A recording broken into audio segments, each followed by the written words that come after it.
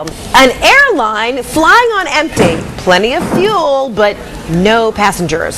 So why make the trips? And what does it mean when it comes to your money? CNN's Emily Chang takes a look. They're being called ghost flights.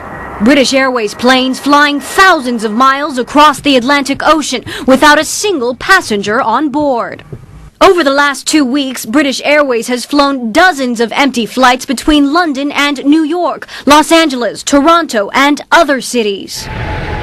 In a statement, BA admitted to staffing problems. Recently, we've experienced a temporary unavailability of cabin crew to work on certain flights.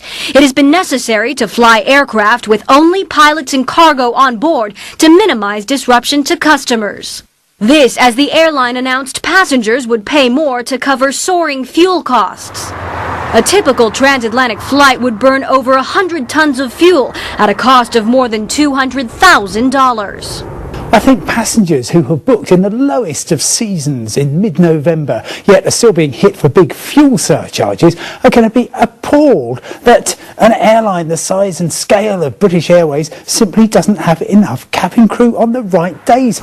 Airline analysts say BA may also be trying to hold on to valuable takeoff and landing slots at London airports, a claim BA vehemently denies. Whatever the reason, environmentalists are enraged. Yet it's flying these ghost flights and spewing out thousands of tons of greenhouse gas emissions. It's an absolute disgrace. BA says the decision to fly empty planes has not been taken lightly, and they're striving to correct the problem as soon as possible. But until then, the so-called ghost flights threaten to haunt the airline's brand and business. Emily Chang, CNN, London.